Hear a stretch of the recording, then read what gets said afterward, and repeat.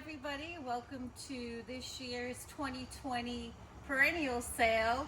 Unfortunately, nobody can come to it, but you can online shop. So we're going to give you a little preview of what we've been growing since the last week in January, and give you some highlights as to what looks really good right now and how much fun we've been having doing this. We organize everything alphabetized, except for the shade section, which is over there. But some of this is starting in the A section. Some things that really look good and are always popular are the hollyhocks. We have pretty much every color under the sun here. And then over here, these are one of our new perennials that we did grow this last year, but this is our second year growing it, so they are fairly new on the market. And these are an Amsonia, the storm cloud, and I believe we put this in our newsletter as well. But these look really awesome, and they're a nice spring early bloomer. Our columbines, I don't know if you can see them back here, but we have more over here. These are a good plant that grow well along the woodlands where it's part sun. They look so beautiful in the springtime. The Baptisia over here, this is a really popular native. There's also some really nice new hybrids that they've come out with, which were also featured in our newsletter. The bellflowers or campanulas are looking really nice. They're all budded up and full in the pots. We have those in white or in purple, and they're looking really good. Over here we have some Centaurea, which is a really pretty perennial bachelor button, and those are all budded up too and ready for the spring garden. Over here we have our perennial dianthus. They have a great bluish silver foliage with a really pretty pink flower, as you can see.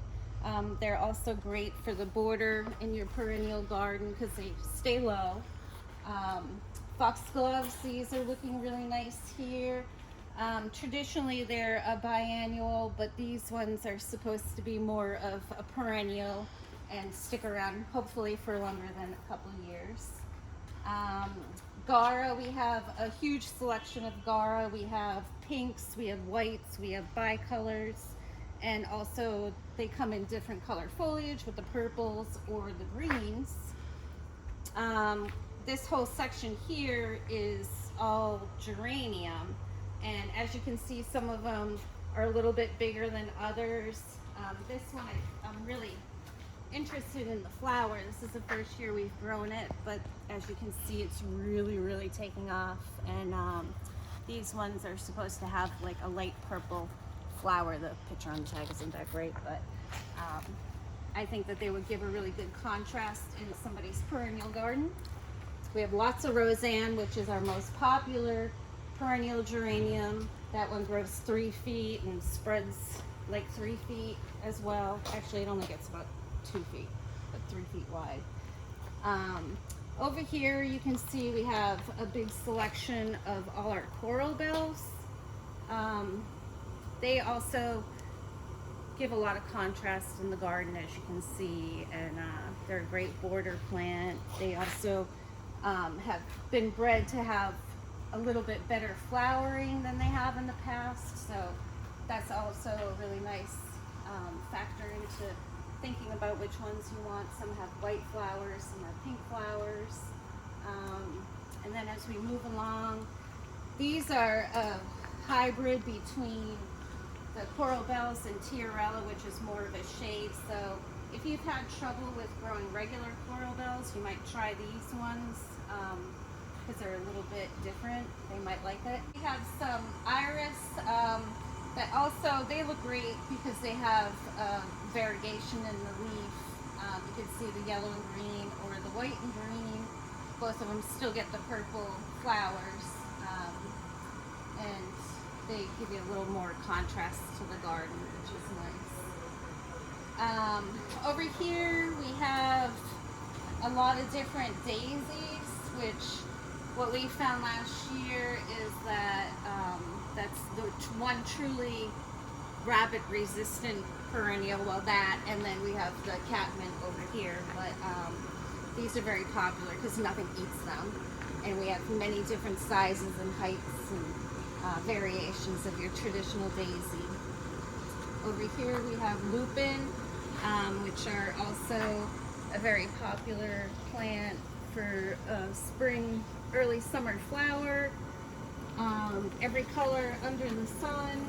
As in our newsletter, we also mentioned the Manhattan series that, the West County series that are really amazing. They get really tall, but they're in the newsletter if you wanted to read more about that. Okay, over here we have a huge selection of different types of catmint, which I also mentioned are one of the things that the rabbits seem to not eat. Penstemon is another perennial that we really like around here. It gives you a lot of contrast in the garden with the purple foliage. The flowers are usually early summer, maybe purple or like a lightish pink tinge to the flowers, depending on which variety you get. And then we also have one called Red Riding Hood back here, which has been very popular with the green foliage and the red flowers.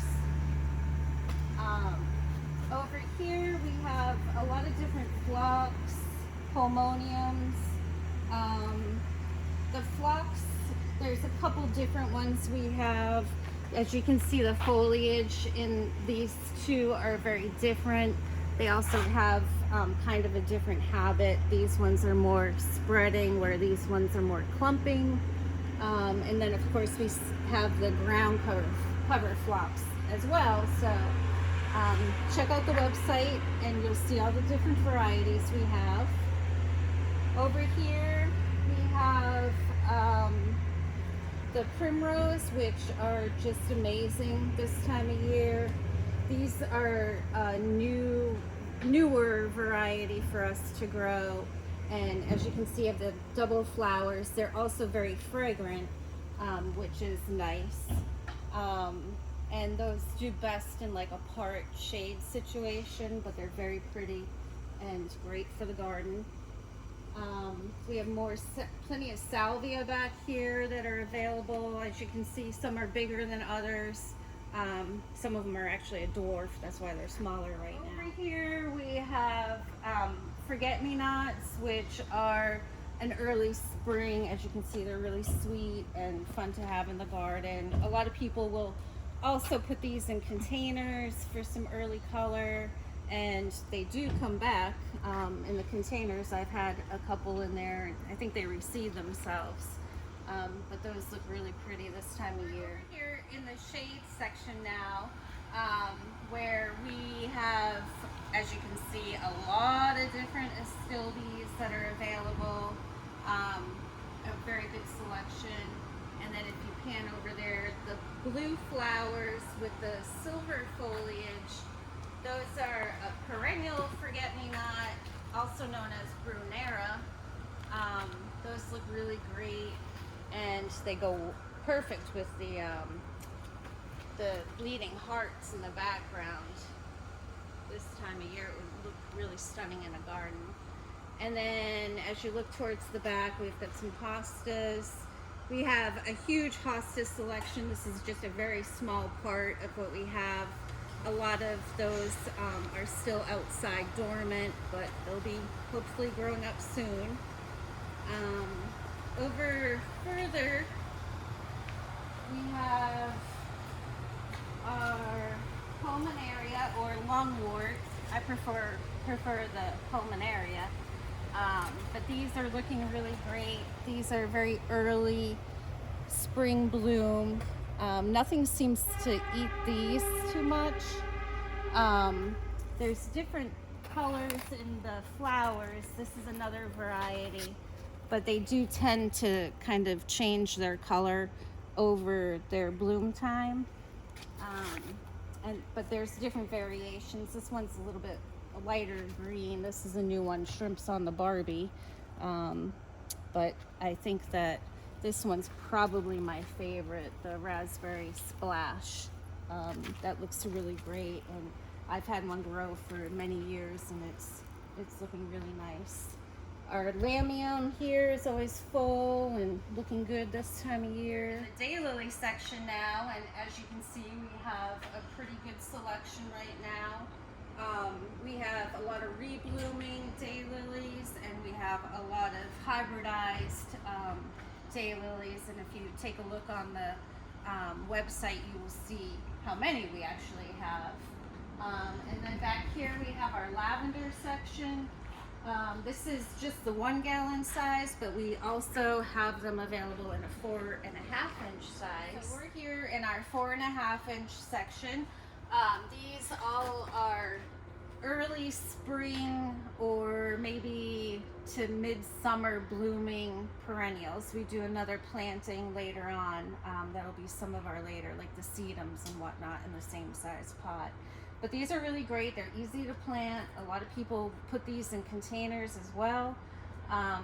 We have the alyssum, the basket of gold. This is a really nice variety called Golden Spring. It blooms for a very, very long time. It's more of a low spreading type, but it still has the silver foliage and bright yellow flowers that look great for a full sun garden or container.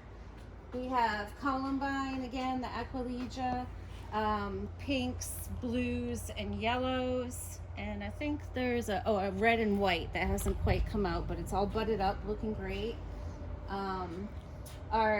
We have all sorts of stuff, but I'll just highlight what looks good. The Bellis daisies are all in full bloom and really full in the pots. They look really great. Campanulas, we have a lot of ground covers. We have the ice plant.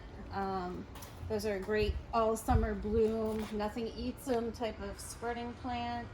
Dianthus.